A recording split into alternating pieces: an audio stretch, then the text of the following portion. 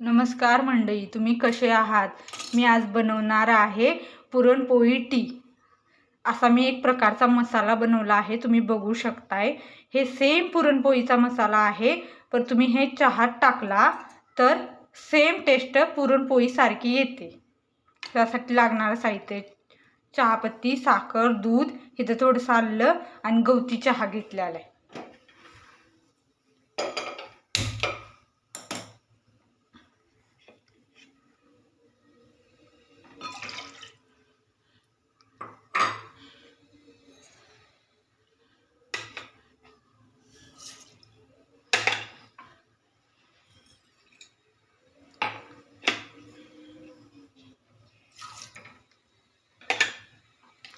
हा मसाला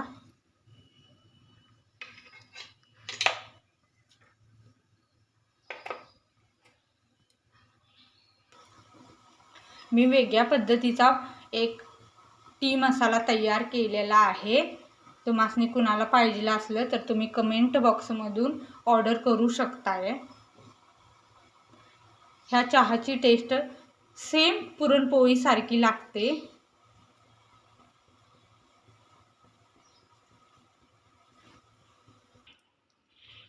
तयार आहे पुरणपोळी मसाला टी।